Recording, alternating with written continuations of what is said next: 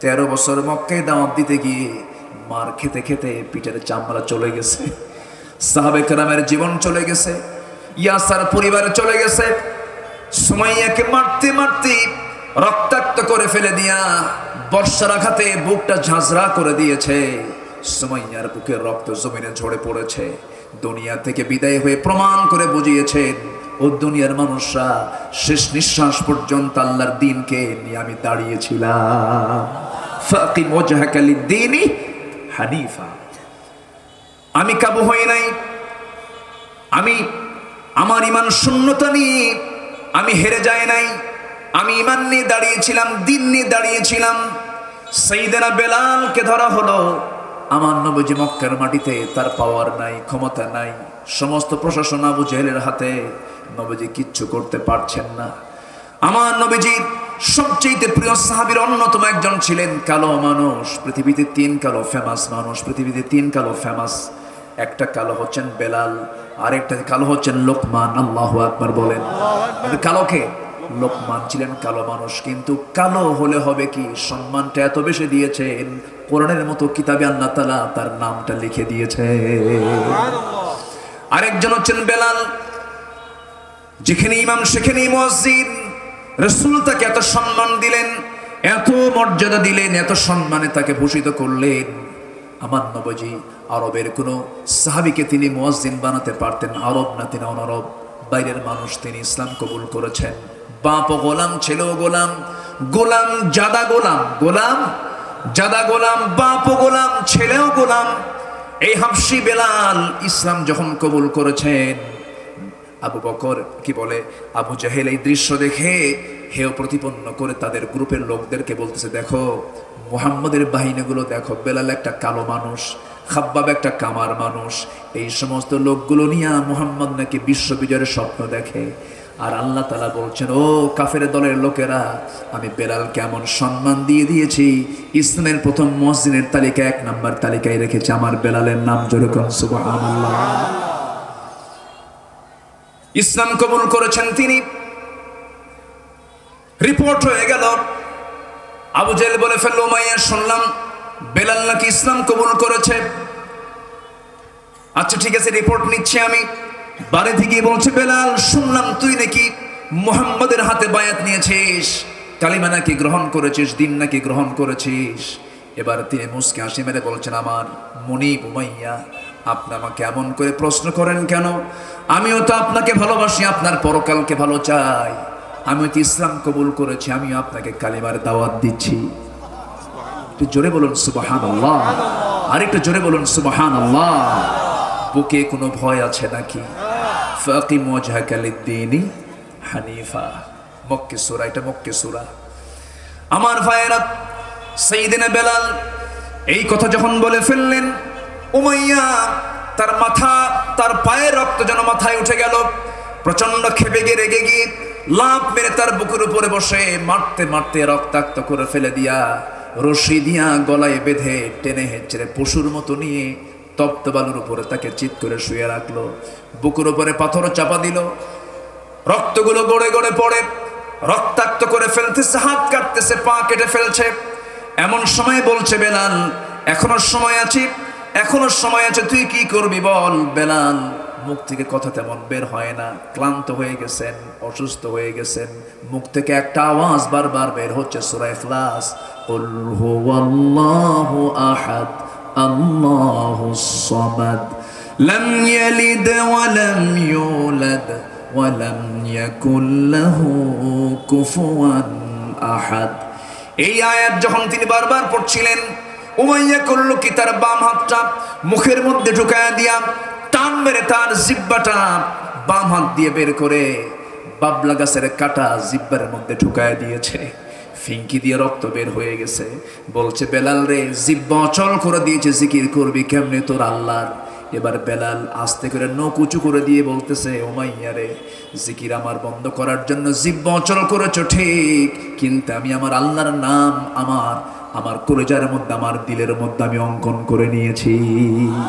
জোরে বলি সুবহানাল্লাহ, আরো জোরে বলি সুবহানাল্লাহ। তাদের দিলটা কত জিন্দা ছিল, তাদের ইমানটা কত কত মজবুত ছিল চিন্তা করে দেখুন। নবীজির কানে রিপোর্ট চলে আসলো, রিমান্ডে নিয়েছে বেলালকে, মেরে ফেলবে যে কোনো মুহূর্তে। নবীজির কাছে কিছুক্ষণ পর পর নিউজ চলে আসে, আমার নবীজি বলছেন, আমার আবু বকর, তোমার তো আল্লাহ তাআলা সম্পদ দিয়েছেন, দেখো তো আমার বেলালকে মুক্ত করে আনা যায় নাকি। আমার বেলালকে মুক্ত করে আনলে আমি তোমাকে ওয়াদা দিচ্ছি, আল্লাহ তোমাকে সুন্দর জান্নাতের মেহমান বানাইয়া নিবে। যাও বেলালকে মুক্ত করে আনো। সাইয়েদনা বেলালকে মুক্ত করে আনার জন্য তিনি চলে গেলেন। উমাইয়ার সামনে গিয়া স্বর্ণ মুদ্রা দেখায় দিলেন। ও উমাইয়া, তোর কত স্বর্ণ মুদ্রা লাগবে? যা চাবি তাই নেই, আমি জান্নাত পেতে চাই। স্বর্ণ মুদ্রা মুখের মধ্যে ফেলে দিয়া, মুখে নিক্ষেপ করে দিয়া, বেলালকে কোনো মতো মরা মানুষ মরে যাবেন এমন এমন মুহূর্ত থেকে তার কাছ থেকে উঠায় নিয়ে আসলেন, নবীর সামনে দাঁড় করায় রেখেছেন। মাথা থেকে পা পর্যন্ত রাসূল দেখতেছেন আর বলছেন, বেলাল রে, তোর এই জখমের চিহ্ন, তোর এই দেহ থেকে যে রক্ত ঝরেছে, দেখতে পাবি অচিরেই এই জমিনে আল্লাহর দ্বীন কায়েম হয়ে গেছে। বেলালের এই ত্যাগ, খাব্বাবের ত্যাগ, খাব্বাবকে কি পরিমাণ মেরেছে। পঞ্চম ইসলাম গ্রহণকারী ব্যক্তি খাব্বাব ইবনুল আরাত রাদিয়াল্লাহু তাআলা একজন কামান, লোহা পিটায় জীবিকা নির্বাহ করতেন। ওই লোকেরা করলো কি, কুরাইশরা করলো কি, ওই লোহা গরম করার জায়গা থেকে অঙ্গারগুলো তুলে নিয়ে সামনে সাজায় রেখেছে। বলা হলো, খাব্বাব, তুই তো অঙ্গার দিয়া লোহাগুলো গরম করিস, আজকে তোর পিঠটা ঝাঁঝরা করবো অঙ্গার দিয়া। খাব্বাব বলছেন, জাহান্নামের আগুনের চাইতে বড় ভয়ঙ্কর আমার কোনো সমস্যা নাই। দুটা হাত দুটা পা বেঁধে দিয়া জ্বলন্ত অঙ্গারের উপরে তাকি শুয়ে রাখলো। অঙ্গারগুলো দিয়ে তার পিঠের চর্বিগুলো গলে গলে পিঠের মধ্যে অঙ্গারগুলো ঢুকে যায়। নিভে যাচ্ছে অঙ্গার, আগুনগুলো নিভে যাচ্ছে, তার পিঠটা ঝাঁঝরা হয়ে যাচ্ছে, গর্ত হয়ে যাচ্ছে। কিন্তু একটা বারের জন্য মুখ থেকে আওয়াজ না করে আল্লাহর জিকির তিনি করেছেন। জোরে বলি সুবহানাল্লাহ। সাইয়েদনা ওমর ফারুক একদিন তার শাসনামলে খাব্বাবের পিঠের উপরে হাত দিচ্ছিলেন। পিঠের উপরে হাত দিতে নিয়ে তার নখটা ঢুকে গেছে, গোটা নখ, সাত আঙ্গুলে গোটা নখ তার পিঠের মধ্যে ঢুকে গেছে, গর্তের মধ্যে ঢুকে গেছে। ওমরে ফারুক বলছেন, খাব্বাব, তোমার পিঠটা এমন এরকম অসমান কেন? খাব্বাব কেঁদে ফেলে বলছেন, ইসলাম গ্রহণ করেছি, আমার পিঠটা তারা ফুটো করে দিয়েছে। إن الحمد لله الأكرم الذي خلق الإنسان وكرم وعلمه من البيان ما لم يعلم فسبحان الذي لا يحصى امتنانه باللسان ولا بالقلم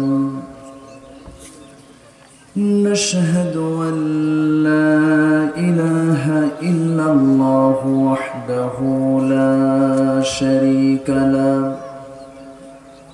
ونشهد أن سيدنا وحبيبنا ومولانا محمدا عبده ورسوله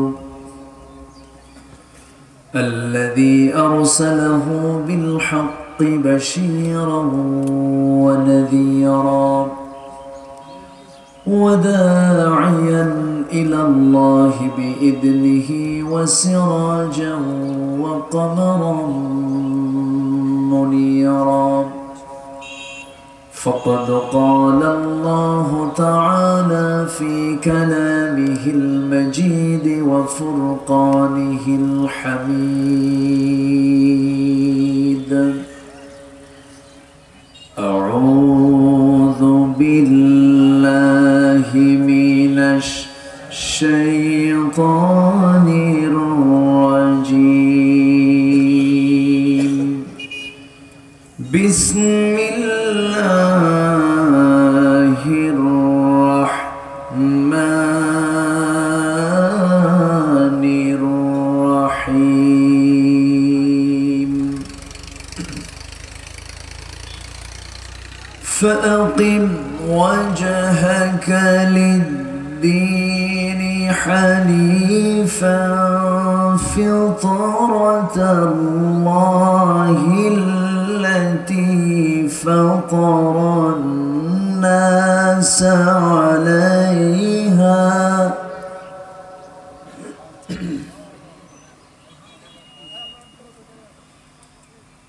لا تبديل خلق الله ذلك الدين القيم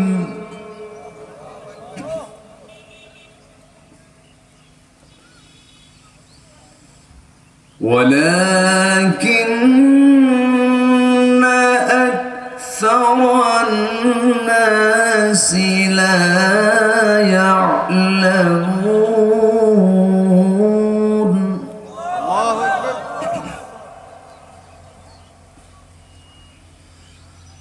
منيبين إليه واتقوه وأقيموا الصلاة ولا تكونوا من المشركين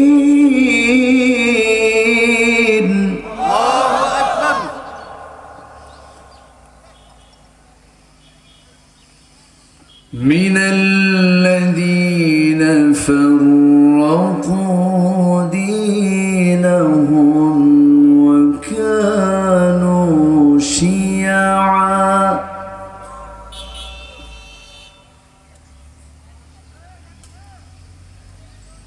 كل حزب بما لديهم فرحون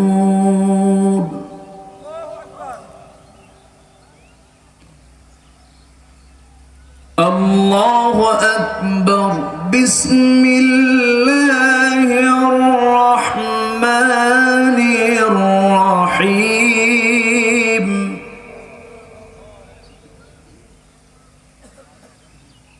إن الله وملائكته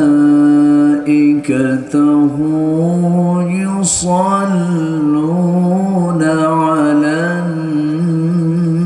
النبي يا أيها الذين آمنوا صلوا عليه وسلموا تسليما اللهم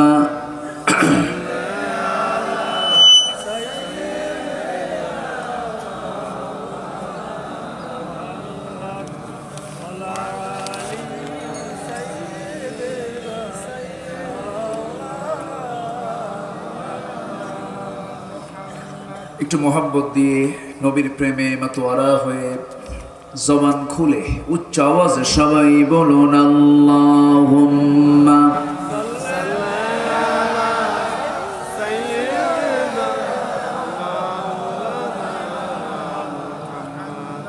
ওয়া আলা আলি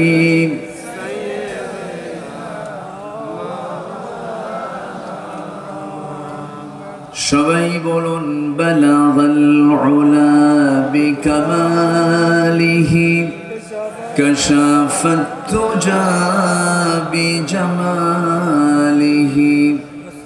হাসনাত জামিউ খিসালিহি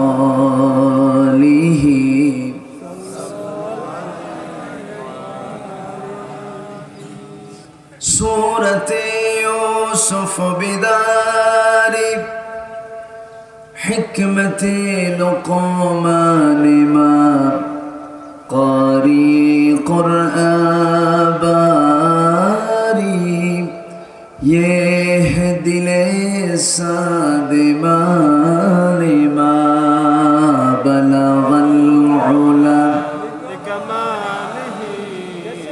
كشف التجا بجماله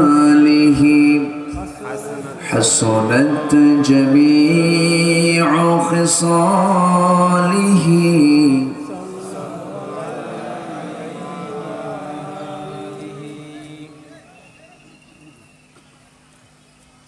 কুমিল্লা জেলার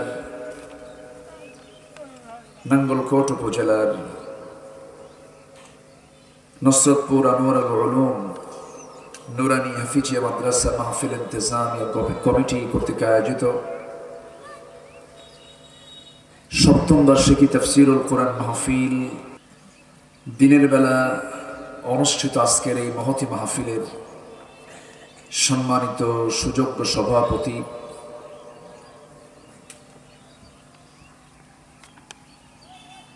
বিশিষ্ট সমাজসেবক, চিকিৎসক, ইসলাম দরদি ব্যক্তিত্ব,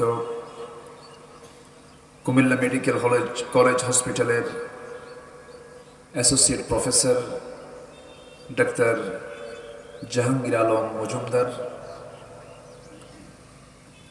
প্রধান অতিথি মাননীয় চেয়ারম্যান মহোদয়, আজকের মাহফিলের বরেণ্য মেহমান, নন্দিত আলেমে দ্বীন, বিশিষ্ট ইসলামী চিন্তাবিদ, উস্তাজুল আসাতিজা, তবলছড়ি ফাজিল মাদ্রাসার অনারেবল অ্যারাবিক লেকচারার মুহতারাম মাওলানা আব্দুল মালিক আশরাফি হাফিজাহুল্লাহ, উপস্থিত হাজারাত উলামায়ে কেরাম, ফদলাইজাম, সুশীল সমাজ, জাতির শ্রেষ্ঠ সন্তান, শিক্ষক মণ্ডলী, জাতির বিবেক, সাংবাদিকবৃন্দ, সামনে উপস্থিত, দূরে কাছের বিভিন্ন স্থান থেকে ছুটে আসা কালেমার ঝান্ডাবাহী, তৌহিদের পতাকাবাহী, দ্বীন ইসলামের নরসরদুল বীর মুজাহিদ, প্রাণ প্রিয় সম্মানিত দ্বীনি ভাইরা, আড়ালে বসে আছেন শ্রদ্ধেয়া সম্মানিতা মা বোনেরা। আলোচনার সূচনায় আনুষ্ঠানিকতার মধ্য দিয়ে আমার পক্ষ থেকে আবারও দিল খোলা সালাম, আসসালামু আলাইকুম ওয়া রাহমাতুল্লাহি ওয়া বারাকাতুহু। সবাই কেমন আছেন? আমাকে প্রশ্ন করলেন, আল্লাহ তাআলা আমাকে আপনার কাতারই রেখেছেন, আল্লাহ পাক ভালো রেখেছেন, আলহামদুলিল্লাহ। ভালো থাকা কত বড় যে নিয়ামত, ওনারা তো চিকিৎসক মানুষ, সুস্থতা যে কত বড় নিয়ামত। অসুস্থ হলে, ক্লিনিকে গেলে, অসুস্থতা আসার পরে সুস্থতার গুরুত্বটা বোঝা যায়। এই জন্য সাইয়্যিদুনা মুহাম্মদ সাল্লাল্লাহু আলাইহি ওয়াসাল্লাম তিনি বলেছেন, ইযতানিম খামসান ক্বাবলা খামসিন, পাঁচটি অবস্থা আসার আগে পাঁচটি অবস্থাকে তোমরা গনিমত মনে করো। এর মধ্যে একটা হলো সিহহাতাকা ক্বাবলা মারাদিক, অসুস্থ হওয়ার পূর্বে সুস্থতাকে তোমরা গনিমত মনে করো। শাবাবাকা ক্বাবলা হারামিক, বার্ধক্য আসার পূর্বে যৌবনকে গনিমত মনে করো। ফেরাগাকা ক্বাবলা শুগলিক, ব্যস্ত হওয়ার পূর্বে অবসরকে গনিমত মনে করো। হায়াতাকা ক্বাবলা মাউতিক, মৃত্যুর পূর্বে জীবনকে গনিমত মনে করো। এরপরে তোমার অসচ্ছলতা এসেছে, গিনাকা ক্বাবলা ফাকরিক, অসচ্ছলতার পূর্বে সচ্ছলতাকে গনিমত মনে করো, বলেছেন মুহাম্মদ সাল্লাল্লাহু আলাইহি ওয়াসাল্লাম। তো অন্যতম একটি হলো সুস্থতা। আমরা সুস্থ অবস্থায় আসতে পেরেছি, এটা বিশাল বড় পাওয়া। এটা বলি আলহামদুলিল্লাহ। সবাই বলছে আল্লাহুম্মা ইন্নী আসআলুকা আল হুদা ওয়াত তুকা ওয়াল আফাফা ওয়াল গিনা। সবাই বলি আল্লাহুম্মা লাকা আসলামতু ওয়া বিকা আমানতু ওয়া আলাইকা তাওয়াক্কালতু ওয়া ইলাইকা আনাবতু ওয়া বিকা খাসামতু। আমরা আল্লাহ তাআলার শুকর আদায় করে নিলাম।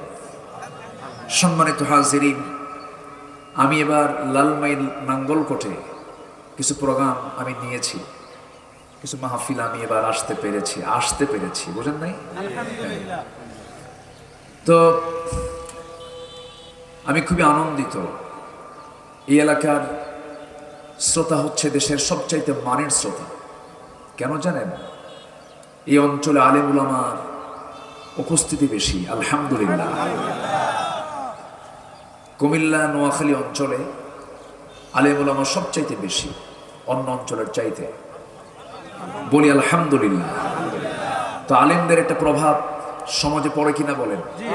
এই জন্য এই এলাকার মানুষরা হচ্ছে, শ্রোতাগুলো হচ্ছে মানের শ্রোতা, একটা স্ট্যান্ডার্ড কোয়ালিটি আছে। বলি আলহামদুলিল্লাহ।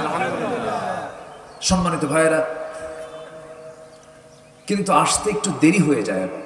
বাদ জোহর আলোচনা আমি লক্ষ্য করলাম প্রত্যেকটা মাহফিলেই হয়তো এরকমও হবে, আমার মোনাজাত হয়ে যাবে, মানুষের আশা ফুরাবে না, আসতেছে।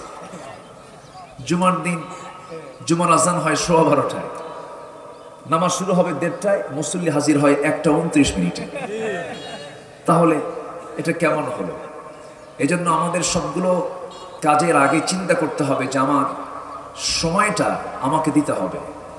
সময়ের গুরুত্ব সবচেয়ে কম না বেশি?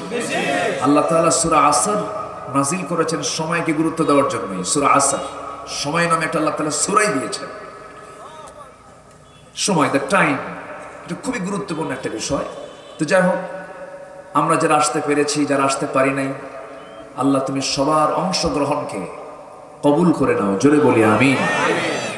আমার আগে ছোট্ট একটা ছেলে কোরআন তেলাওয়াত করেছে, মনে আছে কিনা আপনাদের? আমার হৃদয়টা ছুঁয়ে দিয়েছে। হৃদয়ের ছোঁয়া তেলাওয়াত, খুব মায়ার তেলাওয়াত, আমার দিলটা ভরে গেছে। আমরা যা শুনি, যদি আমরা আমল করতাম, এই সমাজে কি সুদ থাকার কথা ছিল? মদ থাকার কথা ছিল? জেনা থাকার কথা ছিল? জুয়া খেলা থাকার কথা ছিল? না। শুনি তো আমরা ওয়াজ তো আমরা প্রচুর শুনি, কিন্তু আমলটা কোথায়? আমলের বেলায় তো আমরা শূন্যতা নিয়ে আছি। এজন্য শুনবো যতটুকু, আমল করব তার চাইতে বেশি। এটাই হলো ইমানদারদের জীবনের একটা গুরুত্বপূর্ণ গুণগত দিক। শুনবো যতটুকু, আমল করব তার চাইতে বেশি। সম্মানিত হাজিরিন, আমি একটা সূরাকে সামনে রেখে, একটি সূরার মাস দিক থেকে 30 নম্বর সূরা, 30 নম্বর আয়াত, 31, 32, এই 3টা আয়াতে কারিমা আমি তেলাওয়াত করেছি। এই 3টা আয়াতকে সামনে রেখে আমি কিছু কথা বলতে চাচ্ছি। যে আয়াতগুলোতে আল্লাহ তাআলা বান্দাকে নির্দিষ্টভাবে 5টি কাজের জন্য ইঙ্গিত দিয়েছেন। তিনি কে? আসতে বলবেন না, তিনি কে? আল্লাহ তাআলা। কোরআন নাজিল হয়েছে যার উপরে, সেই মহান ব্যক্তিকে আল্লাহ তাআলা নির্দিষ্ট করে তাকে লক্ষ্য করে বলছেন ফাকিম, আপনি দাঁড়িয়ে যান। মানে তাকে লক্ষ্য করে আল্লাহ তাআলা এই 5টা ইঙ্গিত দিয়েছেন এবং তাকে জানিয়ে দিচ্ছেন। এর মধ্য দিয়ে গোটা বিশ্ব মানবতাকে এটা জানানোর জন্য আল্লাহ তাআলা তাকে অর্ডার দিয়েছেন। সূরাটার নাম হলো সূরাতুর রুম। সূরাতুর রুম। রোম হচ্ছে একটি জনপদের নাম। সেই সময় 1500 বছর আগে, যে সময় গোটা পৃথিবীতে আমার রাসূল যে সময় এসেছিলেন, পরাশক্তি ছিল 2টা, একটা হলো রোম, আরেকটা হলো পারস্য। রোমক শক্তি আর পারসিক শক্তি। তো মক্কার কুরাইশরা ছিল হলো পারসিক শক্তিদের মানে সাপোর্টার, আর রোমকদের বিরুদ্ধে তার অবস্থান নিয়েছিল। পারসিকরা অপেক্ষাকৃতভাবে রোমকদের চাইতে আরো বেশি দুষ্ট ছিল এবং তাদের আকীদার সমস্যাটা আরো বেশি ছিল। যদিও উভয় তারা ভ্রষ্ট, তারা অবশ্যই ইসলামের কোনো কল্যাণের জন্য কোনো গোষ্ঠী নয়, কিন্তু আল্লাহ তাআলা এখানে রোমকদের বিজয় নিয়ে আল্লাহ তাআলা একটা আগাম ঘোষণা দিলেন। মক্কার কুরাইশ এটা শুনে বলল, মুহাম্মদ তুমি এমন নিউজ দিলা যে রোমকরা আমাদের পক্ষের না, তুমি তাদের বিজয়ের সংবাদ আগে জানায় দিলা। পরবর্তীতে রোমকদের বিজয়ী হয়েছিল। আল্লাহ তাআলা এই বিষয়কে সামনে রেখে এই সূরাটা আল্লাহ তাআলা রাসূলকে মক্কার মাটিতে দিয়েছিলেন। আলিফ লাম মিম গুলিবাতুর রোম, রোমকদের বিজয় হয়েছে। এই শীর্ষক, এই রোম শব্দ থেকে এই সূরার নামকরণ করা হয়েছে সূরাতুর রোম। আল্লাহ তাআলা এই সূরার মধ্যে তেলাওয়াতকৃত আয়াতের মধ্যে আল্লাহ তাআলা তার রাসূলকে জানাচ্ছেন 5টি কাজের জন্য ইঙ্গিত দিচ্ছেন। আসুন আমরা ধীরে ধীরে মূল আলোচনার দিকে চলে যাচ্ছি। কোরআন সবার চাহিদা পূরণ করতে সমর্থ। যে লেভেল থেকে চাহিদা চাবে, যার যে ডিমান্ড, কোরআন কি পূরণ করতে পারে? আসতে বলবেন না, পারে।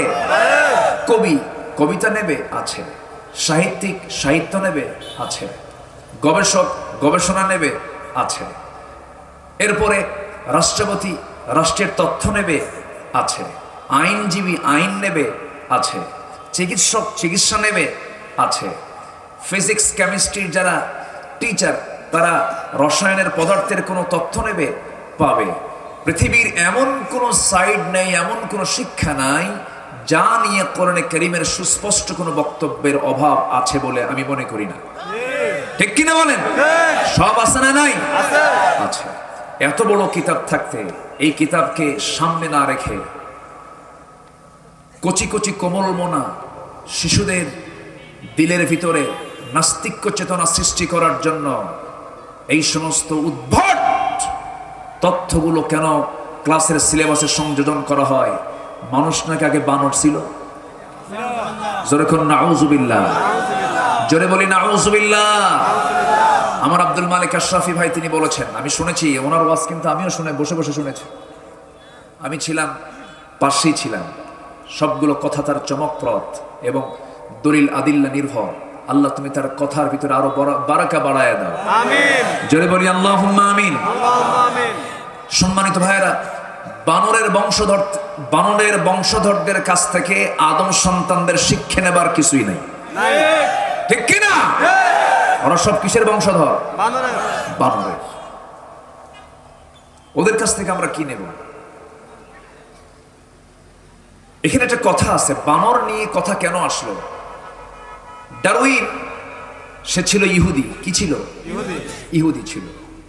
তো ইহুদিদের ইতিহাস একটা ঘৃণ্য একটা ইতিহাস আছে।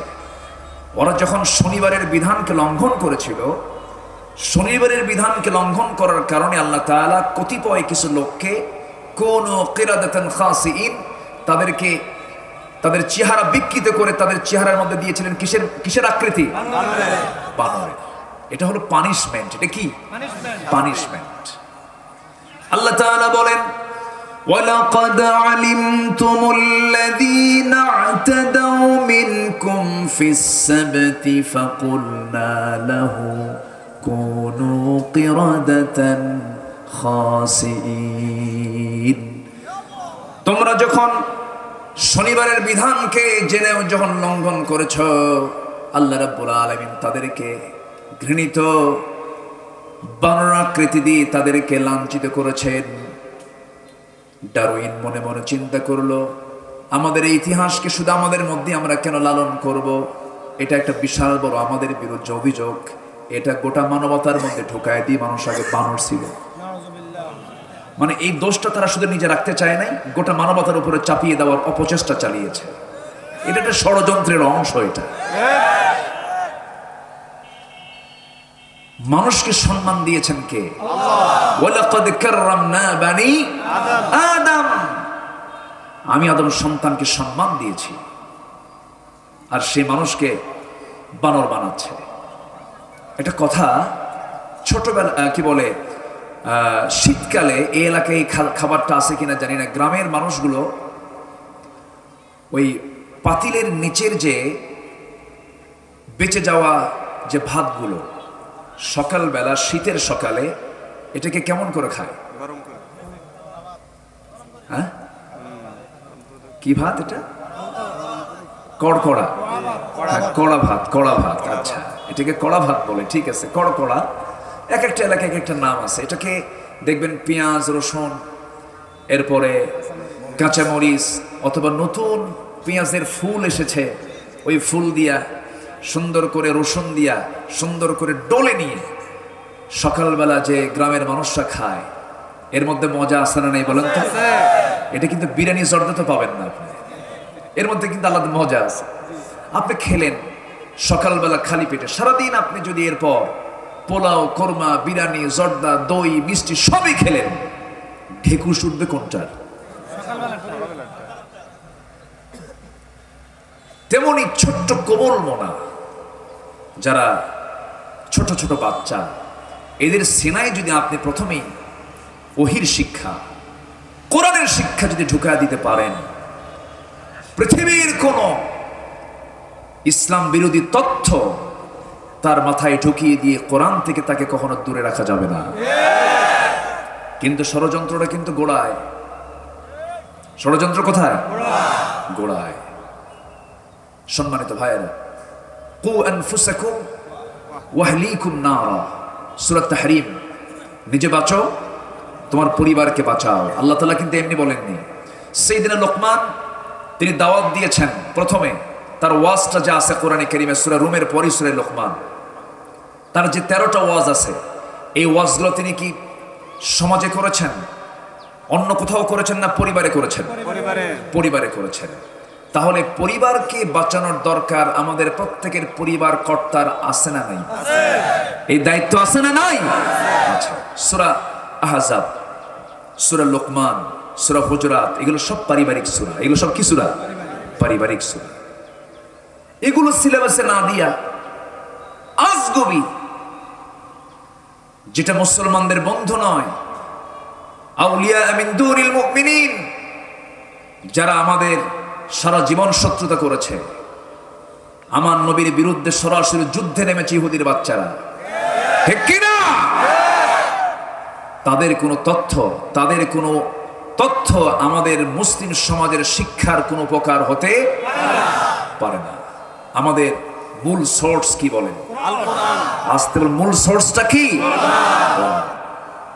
কোরআন যদি অ্যালাউ করে সেটা অ্যালাউ হয়ে যাবে, কোরআন যদি ডিসঅ্যালাউ করে আমিও ডিসঅ্যালাউ করে ফেলবো, তা আমি মানবো না। কারণ কোরআন তো সমস্ত জ্ঞানের মূল উৎস। এখান থেকে সমস্ত জ্ঞান চতুর্দিকে ছড়িয়ে পড়েছে।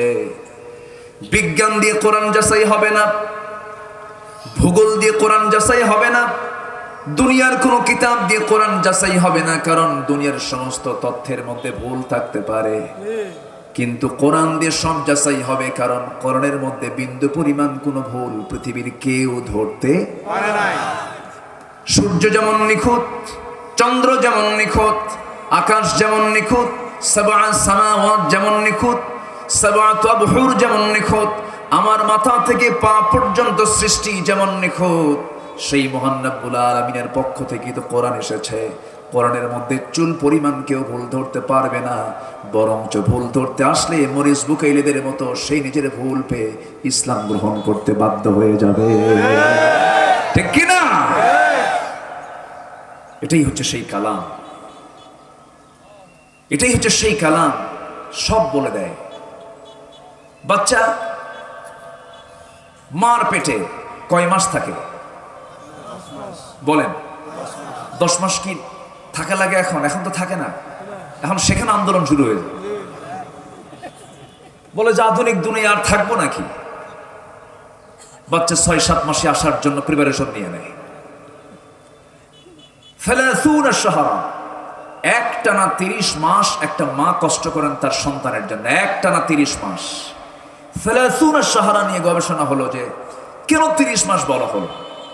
হাউলাইনি কামিলাইন, 2টা বছর মানে 24 মাস মা তার সন্তানকে দুধ পান করান। তাহলে একটানা কয় মাস গেল? 24 মাস। আর থাকলো কয় মাস? 6 মাস। একটা সন্তান মার পেটে 6 মাসেই পূর্ণাঙ্গ আকৃতি নিয়ে মার পেটে সে উপস্থিত হয়ে যায়। বলি আলহামদুলিল্লাহ, জোরে বলি আলহামদুলিল্লাহ। কোরআন কি কোনো ব্যক্তির দ্বারা রচিত হতে পারে? আসতে বলবেন না, পারে? মশা, আল্লাহ তাআলা মশার উদাহরণ দিয়েছেন, পিঁপড়ার উদাহরণ দিয়েছেন, এরপরে মাকড়সার উদাহরণ দিয়েছেন, হাতির উদাহরণ দিয়েছেন। এগুলো এমনি এমনি দেননি তো। মশা, আল্লাহ তাআলা কেন মশার উদাহরণ দিলেন? কাফের মুশরিকরা বলে মা দারাদাল্লাহু বিহাদা মাসালা, কিন্তু মশা যে দিয়েছেন কেন উদাহরণ, অবশ্যই এর যৌক্তিক দিক আছে না নাই? আছে। আসতে বলবেন না, আছে না নাই? আছে। মশা 1 নাম্বার, মশাটা এটা এমন একটা সৃষ্টি আল্লাহ তাআলা, বান্দাকে কামড়ায়, বান্দাকে কি কামড়ায়। কিন্তু এই মশার উদাহরণটা আল্লাহ তাআলা কেন দিলেন, কি জন্য দিলেন? নাও তো দিতে পারতেন, কাফের এটা বলল। কিন্তু ইমানদাররা কি বলে? সূরা বাকারার 24 নম্বর আয়াত, ইন্নাল্লাহা লা ইয়াস্তাহি আন ইয়াদরিবা মাসালান মা বাউদাতান ফামা ফাওকাহা فأما الذين آمنوا فيعلمون أنه الحق জোরে বলুন আল্লাহু আকবার। আল্লাহ তাআলা মশা নামক এই সমস্ত সৃষ্টি উদাহরণ দিয়ে তিনি কোনো লজ্জা পান না। ইমানদার যারা তারা এর মধ্যে হকটা খুঁজে পায়, কিন্তু যারা কাফের তারা বলে তোমার আল্লাহর কাজ নাই, কাম নাই। মশার উদাহরণ দেওয়ার কি দরকার? মশাটা কেমন? এই মশাটা কত শক্তিশালী প্রাণী। হয়তো আমরা মনে করি দুর্বল প্রাণী, কিন্তু দুর্বল প্রাণী এটা নয়। এই দুনিয়ার সবচাইতে একজন কুখ্যাত কাফের ছিল যে ইব্রাহিম খলিলের মতো নবীকে আগুনে পুড়ে মারতে চেয়েছিল। সেই লোকটার নাম কি? তাকে মারছেন কি বাহিনী দিয়া? ন্যাংরা মশা দিয়া। দেখছেন তফসির সহ মুখস্থ সহ মেরেছেন আল্লাহ তাআলা ন্যাংরা মশা দিয়া। এই মশাটা শক্তিশালী না আমরা শক্তিশালী? হ্যাঁ, আমরা মশারি টাঙ্গায় খারাপ বলেন, মশারি কে টাঙ্গায়? মশারি আমরা টাঙ্গাই কেন? যদিও ছোট্ট প্রাণী, কিন্তু মশার কামড় ডেঙ্গু যার হয়েছে সে তো বুঝে, মারাত্মক, মানুষ মরেও পর্যন্ত যায়। আমার এই মশা থেকে বাঁচার জন্য আমরা মশারি টাঙাই, রাতের বেলা ঘুমাতে যাই। যদি দুই একটা মশা যদি ভিতরে ঢুকিয়ে পড়ে, কানের কাছে ভন ভন করলে আর ঘুম হয় না। এই যে ভন ভন আওয়াজটা হয়, এটা কিন্তু তার কোনো মুখের কোনো কথা নয়, কোনো আওয়াজ নয়, এটা হচ্ছে পাখার আওয়াজ। বিজ্ঞান বলছে মশা তার পাখা প্রতি সেকেন্ডে নড়ায় হলো 500 থেকে 600 বার। 500 থেকে, পৃথিবীতে এরকম কোনো দ্রুতগামী কোনো যানবাহন আছে, কোনো মেশিন আছে? প্রতি সেকেন্ডে তার পাখা নড়াচ্ছে হলো 500 থেকে 600 বার। এই মশা মানুষকে কামড়ায়। কোন মশা কামড়ায়? মেডিকেল সায়েন্স এখন বলতেছে, বর্তমান সায়েন্স এখন বলছে স্ত্রী মশা মানুষকে কামড়ায়। আল্লাহ তাআলা সূরা বাকারার 24 নম্বর আয়াত আজ থেকে 1500 বছর আগে জানিয়ে দিলেন মশা স্ত্রী মশায় কামড়ায়। ইন্নাল্লাহা লা ইস্তাহি আন ইয়াদরিবা মাসালান মা বাউদাতান। বাউদাতান মুযাক্কার না মুয়ান্নাস? মুয়ান্নাস। আজকে সেই কোরআন নিয়ে কোন সিলেবাস প্রণয়ন হয় না। একটা ছেলে মাস্টার্স ডিগ্রি নিয়ে নেয়, একটা ছেলে চূড়ান্ত ডিগ্রি নিয়ে নেয়, ভাইবা পরীক্ষা, বিসিএস ভাইবা। আমি তো মনে করি যারা মুসলমান তাদের সবার আগে শুনতে হবে তোর কোরআন তেলাওয়াতটা সহি আছে কিনা, আগে বল, ঠিক কিনা? কারণ নামাজের পূর্ব শর্ত কোরআনটা কি তেলাওয়াত করা, সহি করে তেলাওয়াত করা। কোরআন কোন ব্যক্তিকে লানত দেয়? কোরআনকে প্রশ্ন করুন, ও কোরআন তুমি কোন ব্যক্তিকে লানত দাও? রুব্বা কারিন লিল কুরআন আল কুরআন ইয়ালানুহু। কোরআন সেই বান্দাকে লানত দিয়ে দেয় যে কোরআনটাকে সহি করে তেলাওয়াত করে না। কোরআনটাকে সহি করে তেলাওয়াত করা সমস্ত মুসলমানের জন্য কি? জোরে বলেন, আরো জোরে বলেন। নামাজ ঠিক করতে গেলে আগে কি ঠিক করতে হবে? তেলাওয়াত ঠিক করতে হবে। আপনি মাস্টার্স ডিগ্রি নিলেন, আপনি বিসিএস ক্যাডার হলেন, আপনার কোরআন সহি তেলাওয়াত নাই, আপনি আল্লাহর তালিকায় টাটকা মূর্খ হয়ে বসে আছেন।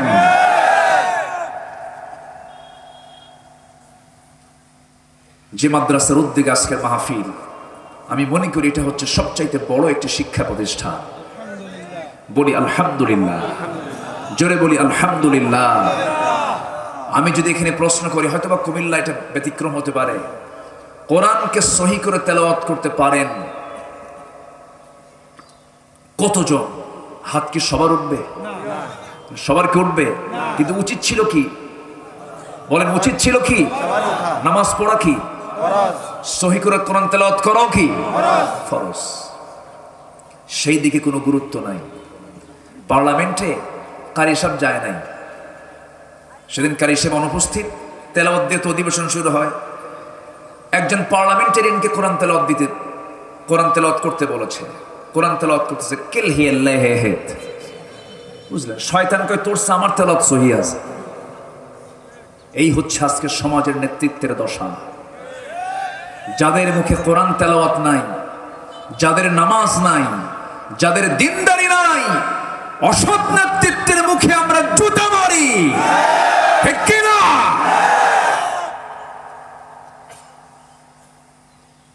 নেতৃত্ব তৈরি হবে নামাজ থেকে। কিসের থেকে বলেন? আসতে বলেন, কিসের থেকে তৈরি হবে? রাসূল যখন দুনিয়া থেকে বিদায় নেবেন ইঙ্গিত দিয়ে গেছেন আমার পরবর্তী খলিফা কে হবে। ইঙ্গিতটা ছিল কিসের ইবাদতে? নামাজে। কিসে ছিল বলেন? নামাজে। রাসূল বলেন, আয়েশা করতে পারবো না, তুমি আমার প্রিয় সাহাবী আবু বকরকে বলো সেজন্য আমার মুসাল্লায় যেন দাঁড়িয়ে আমার দায়িত্বটা পালন করে। কথা বোঝা গেল? কথা ক্লিয়ার? নেতৃত্ব আসবে কোন জায়গা থেকে বলেন তো? নামাজ থেকে। কিন্তু নেতা নামাজই পড়ে না, নেতা নামাজই পড়ে না। কষ্ট পাচ্ছেন নাকি আপনারা? আমি কিন্তু দরদ দিয়ে কথা বলছি, আমি কাউকে ইঙ্গিত দিয়ে, আমি কাউকে উস্কানি করে কোনো কথা আমি বলছি না। আমি দরদ দিয়ে বলছি, প্লিজ একটু বোঝার চেষ্টা করুন। যে কোনো মুহূর্তে আমরা দুনিয়া থেকে বিদায় নেব, আমাদের পাথেয় সংগ্রহ করা মরার আগে দরকার না মরার পরে দরকার? আগে দরকার। এজন্য আমরা দাঁড়িয়ে যাব কার পথে? আসতে বলবেন কার পথে? আল্লাহর পথে। কার দিন নিয়ে? আল্লাহর দিন নিয়ে। আল্লাহ রাব্বুল আলামিন তার রাসূলকে জানাচ্ছেন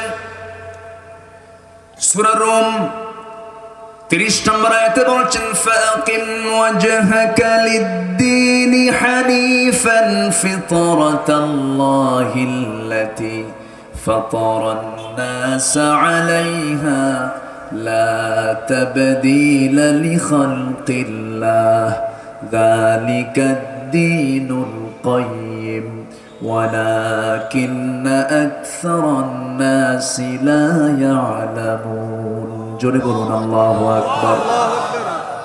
হে রাসূল, অথবা আপনি কি করবেন? আপনার চেহারাকে আল্লাহর দ্বীনের জন্য একনিষ্ঠ হয়ে আপনার চেহারাটা নিয়ে আল্লাহর দ্বীনের জন্য আপনি দাঁড়িয়ে যাবেন। আমরা দাঁড়িয়ে যাব আল্লাহর দ্বীন ছাড়া না, আল্লাহর দ্বীন নিয়ে। আল্লাহর দ্বীনের নাম কি বলেন? আরো জোরে বলেন, আরো জোরে বলেন। আল্লাহর দ্বীন ইসলাম ছাড়া আরো দ্বীন দুনিয়াতে আছে না নাই? ওগুলো হক না বাতিল? হক না বাতিল? তাদেরও সংগ্রাম আছে না নাই? তাদেরও চেষ্টা আছে না নাই? তারাও চেষ্টা করে, তারাও সংগ্রাম করে। আল্লাহ বলছেন, আল্লাযীনা আমানু ইউকাতিলুনা ফি সাবিলিল্লাহ والذين كفروا يقاتلون في سبيل الطاغوت। ঈমানদার যারা তারা সংগ্রাম করে আল্লাহর পথে, আর কাফির যারা তারা সংগ্রাম করে তাগুতের পথে। হয়তো বলবেন হুজুর কাফিরদের কাজ হলো তাগুতের কাজ করা, কিন্তু মুসলিম নামদারিও কিছু কাফের আছে না নাই? আসতে বলবেন না আছে না নাই? কাফের কিন্তু কোনো গোষ্ঠীর নাম নয়, কাফের কিন্তু কোনো সম্প্রদায়ের নাম নয়। মুসলিম নামধারী অনেক কাফের আছে না নাই? আছে। মুসলিম নামধারী কাফেরও আছে। নামের আগে মোহাম্মদ, শেষে ইসলাম। মোহাম্মদ মুজাহিদুল ইসলাম, নিজের নাম, বাবার নাম শহীদুল ইসলাম, দাদার নাম শরীফুল ইসলাম। 3 পুরুষ ইসলাম, ওর মধ্যে কিসের ইসলাম বাদ আছে? ও বোঝাচ্ছে আমার সব ইসলাম, আমি কিসের মুসলমান নই। না না, বংশগত কৌলিন্য দিয়ে, বংশগত প্রভাব দিয়ে, নামের প্রভাব দিয়ে জান্নাত পাওয়া যাবে না। ইহুদির ছেলে ইহুদি হতে পারে, ব্রাহ্মণের ছেলে ব্রাহ্মণ হতে পারে, হিন্দুর ছেলে হিন্দু হতে পারে, খ্রিস্টানের ছেলে খ্রিস্টান হতে পারে। মুসলমানের সন্তান মুসলমান হতে পারে না, ইমামের সন্তান ইমাম হতে পারে না যদি যোগ্যতা না থাকে। ইসলাম চাই যোগ্যতা। ইসলাম চাই কি? যোগ্যতা। দিনকে কনিষ্ঠভাবে গ্রহণ করতে হবে। এই পৃথিবীতে আল্লাহর দিন ছাড়া আরো বহু দিন এই দুনিয়াতে আছে। মোটামুটি ভাবে যদি বলা হয়, গোটা দুনিয়াতে সবাই যেগুলো নিয়ে জানে বোঝে, মোটামুটি 70 থেকে 80টি দিন আছে দুনিয়াতে। সেটা মানুষের তৈরি করা। কার তৈরি করা? মানুষের তৈরি করা। 70 থেকে 80টি হিউম্যান ল, মানব রচিত মতবাদ আছে। এটাই খ্রিস্টানরাই তৈরি করেছে, ইহুদিরাই তৈরি করেছে। এই সমস্ত মতবাদ, এই সমস্ত দিনগুলো কোনো মুসলমান যদি গ্রহণ করে নেয়, তার কোনো কিছু কি আল্লাহর দরবারে কবুল হবে নাকি? আমি কিন্তু আজকে আক্ষরিক কথাগুলো বলছি, একটু কান লাগাবেন। মূল ফান্ডামেন্টাল পয়েন্ট আমি হাত দিয়েছি, মূল জায়গায় আমি একটু হাত দিয়েছি, একটু গুরুত্ব দিবেন। নামাজ পড়লাম, রোজা রাখলাম, হজ করলাম, টাকা আছে যাকাত দিলাম, মসজিদ বানালাম, মাদ্রাসা বানালাম, দরিদ্রদের পাশে দাঁড়ালাম, এতিমের পাশে দাঁড়ালাম, আর মনে মনে চিন্তা করলাম 100% কাজ আমার ইসলামের হয়ে গেছে। সমাজে সুদও চালু, জেনাও চালু, মদও চালু, জুয়াও চালু, হত্যা, খুন, ধর্ষণ, বেপরদাহীনতা, এই সমস্ত পর্দাহীনতা এগুলো সব চালু হয়ে আছে। আপনি ভাবতেছেন আপনি জান্নাত যে বসে আছেন, না, আপনি কিছুই করতে পারেন নাই, ঠিক কিনা? আপনি কিছুই করতে পারেন নাই, দাঁড়াতে হবে। ফাকিম ওয়াজহাকা লিদ-দীন হানিফা, আল্লাহর দ্বীনকে ঘনিষ্ঠভাবে ধরতে হবে, সামনে দাঁড়িয়ে যেতে হবে। ইয়া আইয়ুহাল মুদ্দাথির কুম ফাআনযির ওয়া রাব্বাকা ফাকাব্বির ওয়া সিয়াবাকা ফাতাহহির ওয়ার রুজজা ফাহজুর। হে বস্ত্রাচ্ছাদিত ব্যক্তি, আপনি দাঁড়িয়ে যান, সতর্ক করুন, আল্লাহর নামটা আপনি উচ্চারিত করুন। এই দুনিয়াতে কারো নাম চলবে না, কারো আইন চলবে না, কারো বিধান চলবে না, কারো দিন চলবে না, দিন চলবে কার? আসতে বলবেন না, কার? আকাশ বানিয়েছেন যিনি, জমিন যিনি বানিয়েছেন, সূর্য যিনি বানিয়েছেন, আইন চলবে সেই আল্লাহ তাআলার। এই কথা যদি আপনি আজকে বলে ফেলেন, আলা লাহুল খালকুল আমর, সৃষ্টি যার, হুকুম চলবে তার, এই জাতীয় কথা বললে ওই যে 70 থেকে 80টি হিউম্যান ল আছে, মানব রচিত মতবাদ আছে, এর ধ্বজা ধরে কিছু লোক মুসলিম নামধারীও দুনিয়া জুড়ে আছে না নাই? আসতে বলবেন না, আছে না নাই? আচ্ছা, এই সমস্ত লোকগুলো আপনাকে কি সহ্য করতে পারবে নাকি? তার চেয়ার চলে যাবে, তার পথ চলে যাবে, তার নেতৃত্ব চলে যাবে। যারা মদের কারবার করে দোকান বন্ধ হয়ে যাবে, বেশ্যাবৃত্তির লাইসেন্স নিয়ে যারা চলে তাদের সমস্ত কারবার বন্ধ হয়ে যাবে, সুদের কারবার বন্ধ হয়ে যাবে।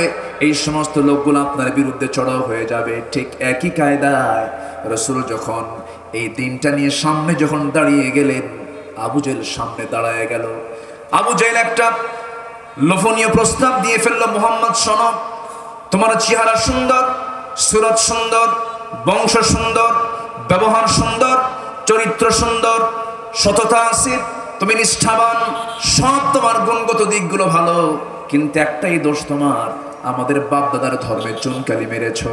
অতএব মুহাম্মদ শোনো, তোমার ধর্ম 6 মাস, আমার ধর্ম 6 মাস, তুমি আমার লাত মানত উজ্জাকে বৈধতা দিয়ে দাও, আমি তোমার আল্লাহকে বৈধতা দেব। দেখছেন আবু জেহেল নাকি বৈধতা দেবে? এটা হচ্ছে সেকুলারের প্রস্তাব। এটা কিসের প্রস্তাব বলেন? সেকুলারের প্রস্তাব। এই জাতীয় কথা যখন বলে ফেলল, আমার নবীজি বললেন, চাচা, যে প্রস্তাব আপনি আমাকে দিলেন, ভাবতেছেন সমঝোতার প্রস্তাব, এটা নয়, এটা দ্বীনের ব্যাপারে কোনো আপোষ করা যাবে না। দেখি আল্লাহ তাআলা কি করেন। সঙ্গে সঙ্গে আয়াত নাজিল হয়ে গেছে। যারা পারেন ঘরের আয়াত, মুখের আয়াত, কমন আয়াত, নামাজের আয়াত সবাই বলেন, ওয়ালা আনতুম আবিদুনা মা আ'বুদ ওয়ালা আনা আবিদুম মা আবাদতুম ওয়ালা আনতুম আবিদুনা মা আ'বুদ লাকুম দীনুকুম ওয়ালিয়া দীন। তোমার দিন তোমার কাছে, আমার দিন আমার কাছে। তাহলে দিন আবু জেহেলের আছে না নাই? ওটা হক না বাতিল? তোমার দিন তোমার কাছে, আমার দিন লাকুম দীনুকুম ওয়ালিয়া দীন, আমার দিন আমার কাছে, তোমার দিন তোমার কাছে। বিষয়টা ক্লিয়ার হয়ে গেল। দুটা দিন একসঙ্গে মানার কোনো সুযোগ নাই, দুটা দিন একসঙ্গে মানার কোনো সুযোগ নাই। মসজিদে নামাজ পড়বে, হোটেলে গিয়ে মদ খাবে, এটা কোনো সুযোগ নাই। হালালকে হারাম করা যাবে না, হারামকে হালাল করা যাবে না, দুটোকে সংমিশ্রণ করা যাবে না। এমনটা তারাই করবে যাদের পরিচয় আল্লাহর ভাষায় তারা হলো কাট্টা মুনাফিক। তারা কি মুনাফিক? মূলত তারা ইমানদার নয়। আমার বন্ধুগণ, আমার দেশে এমনও পরিবার গড়ে উঠেছে, স্বামীটা হলো মুসলমান, বউটা হলো হিন্দু। আসতে কোন কেন? আছে না নাই? আছে। যখন বলা হয় এটা কেন? বলে ও ধর্ম পালন করে, আমি আমার ধর্ম পালন করি। লাকুম দীনুকুম। দেখছেন কি তফসিরটা করে দিল। আছে, এগুলো আছে। আচ্ছা, ওয়ালা তানকিহুল মুশরিকাত হাত্তা ইউমিননা, এটা পড়ো না? এই আয়াত দেখো না, মুমিনা নারী ছাড়া কোনো মুশরিকা নারীকে বিয়ে করলে বিয়ে হবে না। বিয়ের পূর্ব শর্ত হলো উভয়কে কি হতে হবে? কি হতে হবে?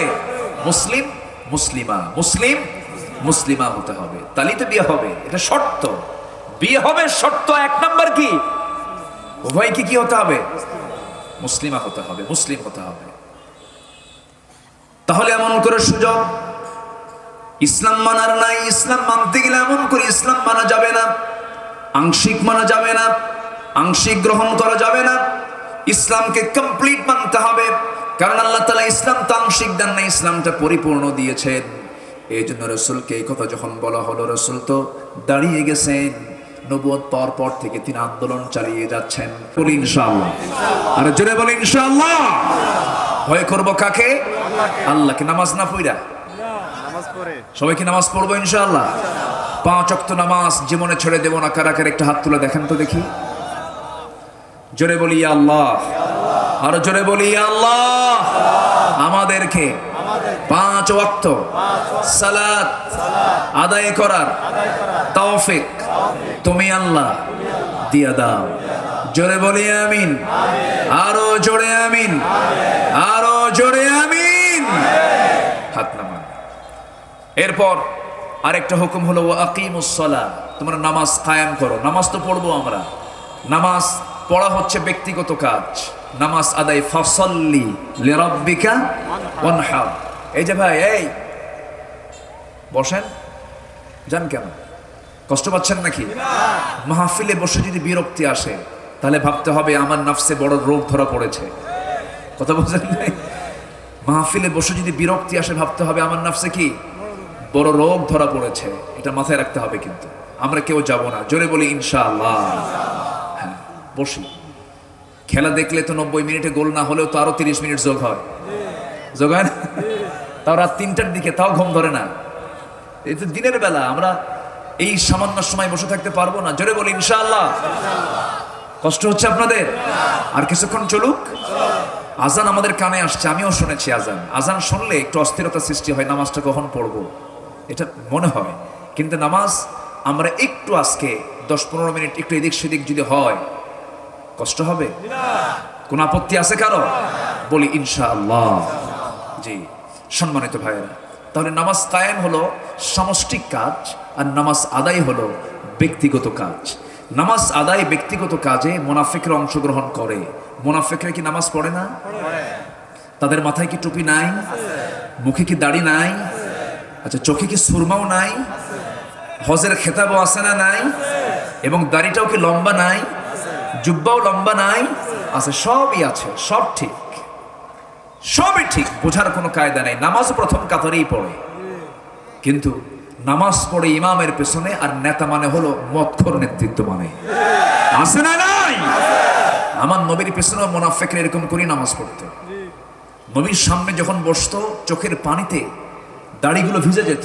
রাসূলের ওয়াজ শুনে একদম কামসারা, মনে হয় ওর মতো বড় বুজুর্গ আর দুনিয়াতে নাই। কিন্তু মসজিদ থেকে বের হয়ে কানেক্টিং দিতে হলো আবু জেহেলের সাথে। মদিনার ইহুদিদের সঙ্গে যোগসাজশ করে মূল নেতা আবু জেহেলকে জানা দিত, মোহাম্মদ কিন্তু এইগুলো করতেছে। আমার কথা কি বোঝা যায়? তো এরকম কিছু সান্ডা পান্ডা এখনো, এরকম মুনাফিক কিছু এখনো আছে না নাই? আছে, এখনো কিন্তু আছে। দেখেন, মুনাফিকটা বড় ভয়ঙ্কর। আল্লাহ তুমি মুনাফিকের সমস্ত লক্ষণ থেকে আমাদেরকে বাঁচাও। লক্ষণ কিন্তু এটা কিন্তু ইমানদারের ভিতরেই কিন্তু এই জাতীয় কিছু লক্ষণ আসতে পারে, কিন্তু লক্ষণগুলো আমাদের জীবন থেকে আমরা এটাকে মাইনাস করে ফেলবো। জোরে বলি ইনশাআল্লাহ। সাহাবীরা মাঝে মাঝে আফসোস করতেন, আশঙ্কা করতেন, না ফাকা হানজালা, না ফাকা হানজালা। হানজালা দৌড়া যাচ্ছেন রাসূলের কাছে, বলতেছে হুজুর হানজালা মুনাফিক হয়ে গেছে। কেন? আপনার সামনে বসে শুধু আপনার কথা মনে হয়, দিনের কথা মনে হয়, আপনার থেকে দূরে চলে গেলেই দুনিয়ার কথা মনে হয়। রাসূল বলেন, হানজালা তোমার সবই ঠিক আছে, তুমি টেনশন করো না, বি আমার সুন্নাত, বাচ্চাদের মুখে খাবার তুলে দেওয়া এটা সাদগা, স্ত্রীর দিকে নজর দেওয়া এটা হচ্ছে সাদগা, এটাও ইবাদত। কোনো সমস্যা নেই। সাহাবীরা কি আশঙ্কা করতেন। আমার নবীর এক সাহাবীর কাছে মোনাফিকদের একটা তালিকার লিস্ট রেখে দিয়েছিলেন। কেউ কেউ বলেছেন 82 জনের একটা মোনাফিকের তালিকা ওই সাহাবীর কাছে ছিল। সাইয়েদনা ওমর ফারুক মাঝে মাঝে তার কাছে গিয়ে বলতেন, ভাই দেখো তো ওই নামের মধ্যে আমার নামটা আছে নাকি, আমার নামটা আছে নাকি। সাহাবী বলতেন, আপনার নাম কেন থাকবে, আমার তো মন বলে মাঝে মাঝে আমার নামটা এর মধ্যে ঢুকলো কিনা। অথচ রাসূল তার জবানে বলেছেন ওমর জান্নাতি, যেরকম সুবহানাল্লাহ। আমার আবু বকর মা তোলাআতি শামস ওয়ালা গরাবাত, কোন সূর্য উদয় হয়নি, অস্ত যায়নি, যে আবু বকরের চেয়ে শ্রেষ্ঠ মানুষ পৃথিবীতে আছে। সে ওমরের মতো মানুষ, তিনি খুঁজতেছেন তালিকার মধ্যে আমার নামটা আছে কিনা দেখো তো। তাহলে আমাদের চিন্তা করার দরকার আছে না নাই? আসতে বলবেন না, আছে না নাই? যারা নামাজ কায়েমের সংগ্রাম থেকে নিজেকে বাঁচার চেষ্টা চালায়, ওদের মধ্যে মুনাফিকের গন্ধ লুকানো আছে, আছে না নাই? আচ্ছা, যেই দিকে বৃষ্টি সেই দিকে ছাতা, যেই দিকে বৃষ্টি সেই দিকেই ছাতা, মাগার গায়ে আমি বৃষ্টির পানি ভিজাবো না, মামলা খেতে পারবো না, হামলা খেতে পারবো না, সবাই আমার বন্ধু, আমার কোনো শত্রু নাই। এরকম লোক আছে না নাই বলেন? আছে। বলে ভাই কিছু বুঝি না, আমি নিরপেক্ষ, আমার কোনো দল টল নাই। যে বলে আমি নিরপেক্ষ, পৃথিবীতে সবচাইতে বড় মুনাফিক ওই নিরপেক্ষ লোকটা, ঠিক কি না? আমার নবী কি নিরপেক্ষ ছিলেন নাকি? আসতে বলে নিরপেক্ষ ছিলেন নাকি? ছিলেন না। আমার নবীজির পক্ষ ছিল কার দল? আলা ইন্না হিজবাল্লাহি হুমুল গালিবুন, আল্লাহর দলটাই বিজয়ী হবে। আমরা কার দল করব? নিরপেক্ষ না আল্লাহর দল, আল্লাহর দল আমরা করে যাব। আমার ভাইয়েরা একটু কান লাগাবেন, মনোযোগ দিয়ে শুনবেন। নামাজ কায়েমের কাজ করা হলো সামষ্টিক ব্যাপার, আপনি একাই কাজটা কখনো করতে পারবেন না। আল্লাহ রাব্বুল আলামিন তার রাসূলকে দায়িত্ব দিয়ে দিয়েছেন। নবীজি মক্কায় টিকতে পারলেন না, মদিনায় চলে আসলেন। নামাজ কায়েমের সংগ্রাম শুরু হয়ে গেল। আজান শুরু হলো না? কাছাকাছি মসজিদ মনে হয় না? জি, তাহলে আমি শেষ করে দিই নাকি? আলোচনা চালাবো? কোনো আপত্তি নাই তো? আচ্ছা, আজানটা শেষ হোক, আজানটা শেষ হোক। খুব কাছে তো? জি, হ্যাঁ, এখানে নামাজ হবে, এখানে নামাজ হবে ইনশাআল্লাহ। কেউ উঠবেন না কিন্তু, উঠলে কিন্তু ফাইন হবে। বসেন না, ওযু যাদের নাই সময় দেওয়া হবে ইনশাআল্লাহ। মাহফিলের সৌন্দর্যের মাহফিল একটা ফুটন, একটা ফুল বাগান। এই বাগানের ফুল হচ্ছে না আপনি একজন, আপনি চলে যাবেন একটা ফুল কমে যাবে, সৌন্দর্যের ব্যাঘাত হবে, নষ্ট হবে। আমার বাগানটাকে নষ্ট করব না, বসি আমি।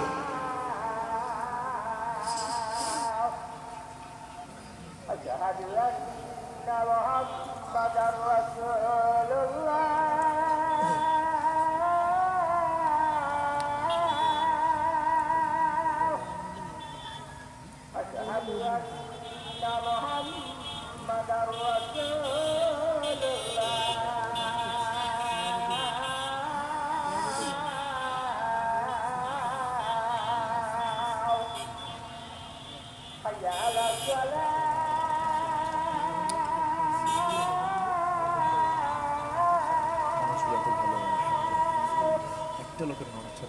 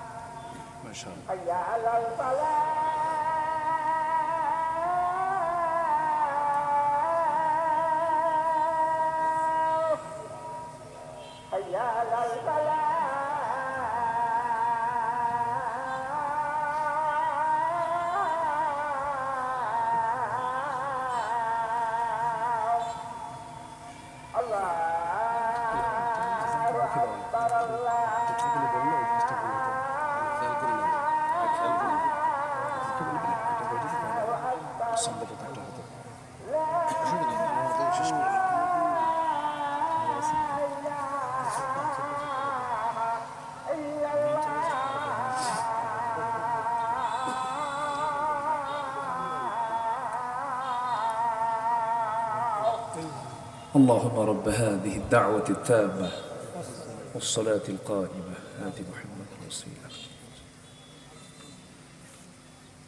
إنك لا تخلف الميعاد জি আমরা আজান শুনলাম এখন তো হাইয়া আলা সলা বলে ফেলছে তাই না হাইয়া মানে কি তাড়াতাড়ি আসো আমি তো আর আপনাদেরকে ডাকতে পারতেছি না তো আমি জাস্ট 5টা প্রসঙ্গ যেটা আমরা মনে রাখবো দিনকে আমরা ধরবো ঢিলা করে না একনিষ্ঠভাবে দিন মেনে চলবে একমাত্র কার আল্লাহ সেই দিনের নাম কি বলেন ইসলাম দুর্বল করে ধরা যাবে না সুযোগ নেই দুর্বল করে যারা ধরবে তারা মুনাফিকের কাতারে চলে যাবে নাম্বার 2 হলো আমরা কারো দিকে আমরা মুখ ফেরাবো না মুখ ফেরাবো একমাত্র কার দিকে আল্লাহর দিকে নাম্বার 3 হচ্ছে কাউকে ভয় পাবো না একমাত্র ভয় পাবো কাকে এই দিলে আল্লাহ ছাড়া কাউকে ভয় করা জায়েজই নেই এই দিলে কারো নাম কারো ভয় যদি দিলে স্থাপন হয়ে যায় আল্লাহ ছাড়া এটা কি ঈমানদারের কাজ হবে না মুশরিকের কাজ হবে আচ্ছা নাম্বার 4 হলো নামাজ তো পড়বই নামাজ যদি সমাজে চালু হয়ে যায় নামাজ যদি কায়েম হয়ে যায় তাহলে সেই সমাজে সুদ থাকবে না মদ থাকবে না জেনা থাকবে না জুয়া থাকবে না জুয়া বোঝেন তো ও যে মোনাজাতে বসে যায় মোনাজাতে বসে না এই জাতীয় কাজগুলো থাকবে না সমাজ থেকে এগুলো সব মূলোৎপাটন হয়ে যাবে নামাজ ইন্নাস সালাতা তানহা আনিল ফাহশাই ওয়াল মুনকার কিন্তু নামাজ কোন নামাজ যে নামাজটা সমাজে চালু হয়ে গেছে আল্লাহু আকবার বলেন নামাজ সমাজে চালু করতে হবে এই জন্য আমাকে একা কাজ করলে হবে না অবশ্যই ওয়ালতাকুম মিনকুম উম্মাতুন ইয়াদউনা ইলাল খায়র ওয়া ইয়া'মুরুনা বিল মা'রুফ ওয়া ইয়ানহাউনা আনিল মুনকার অবশ্যই আমাদেরকে একটা সমষ্টিগত জায়গায় যেতে হবে যেখান থেকে সৎ কাজের আদেশ আসবে অসৎ কাজের বাধা আসবে একা থাকার কোনো সুযোগ নেই একা থাকলেই সেই জায়গায় শয়তানের আক্রমণ আছে না নাই আচ্ছা একা থাকা যাবে না সম্মানিত ভাইয়েরা এরপর আল্লাহ তাআলা একটা কড়া কথা বলেছেন সেটা হলো ওয়ালা তাকুনু মিনাল মুশরিকিন তোমরা মুশরিকদের অন্তর্ভুক্ত হবে না শিরক আছে না নাই এখানে আল্লাহ তাআলা দ্বীন নিয়ে কথা বলি শেষে আবার ফিনিশিং দিলেন মুশরিকদের অন্তর্ভুক্ত হবে না আল্লাহর দ্বীন ছাড়া অন্য কোনো দ্বীনকে মেনে নেওয়াই হলো সবচেয়ে বড় শিরকের কাজ আল্লাহর দ্বীন ছাড়া আরো দ্বীন আছে না নাই ওই দিন মানলে কিসের কাজ হবে শিরকের কাজ হয়ে যাবে সম্মানিত ভাইয়েরা আমার নবীজি সেই মক্কা থেকে মদিনায় গিয়ে একটি গোষ্ঠী তৈরি করলেন একটি টিম তৈরি করলেন বদর চলে এলো উহুদ চলে এলো খন্দক চলে এলো দাঁত ভাঙতে হলো কোমর ভেঙ্গে গেল খন্দকের পরীক্ষা খনন করতে গিয়ে ইসলাম শুধু দোয়ার মধ্য দিয়ে আসবে না ইসলাম শুধু মায়া দয়া দিয়ে আসবে না আমার নবীজির মুখ থেকে যদি দাঁত ভাঙতে হয় আমার নবীর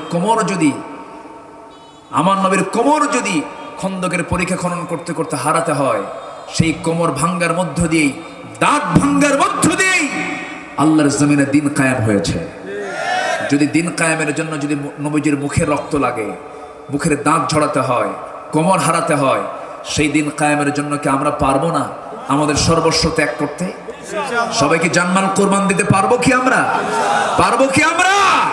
একটু সিংহের মতো নরসত্তরের মতো হাত উঁচু করে দেখেন মুসলমান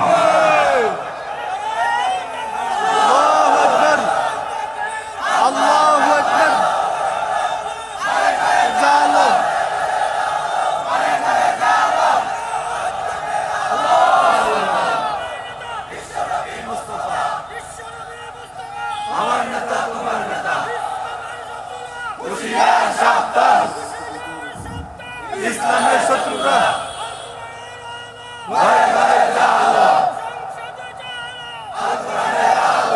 সম্মানিত ভাইয়েরা আমার বুঝে আসে না সেই আয়াতগুলো কি তারা দেখে না সূরা তাওবার 111 নম্বর আয়াত ইন্নাল্লাহা ইশতারা মিনাল মুমিনিনা আনফুসাহুম ওয়া আমওয়ালুহুম বিআন্না লাহুমুল জান্নাহ ইয়াকাতিলুনা ফি সাবিলিল্লাহ ফায়াকতুলুনা ওয়া ইউকতালুন ওয়া'দান আলাইহি হাক্কান ফিত তাওরাতি ওয়াল ইনজিলি ওয়াল কুরআন আল্লাহু আকবার বলেন আল্লাহ জান এবং মাল নেবেন এরপরে আমাকে জান্নাত দিবেন কার কথা আসতে বলবেন না কার কথা আল্লাহর কথা জান্নাত এমনি এমনি পাওয়া যাবে না এক সাহাবীর একটি ইতিহাস আমাকে খুব খুব ভাবিয়ে তোলে মদিনা এবং মক্কার মাঝামাঝি এরিয়ার তিনি নাগরিক ছিলেন ইসলাম কবুল করেছেন ইসলাম কবুল করাকে অপরাধ মনে করে বাপ মারা গেছে আগেই চাচা তার দায়িত্ব গ্রহণ করে ধীরে ধীরে বড় করেছিলেন সম্পত্তি তার নামে কিছু লিখে দিয়েছিল।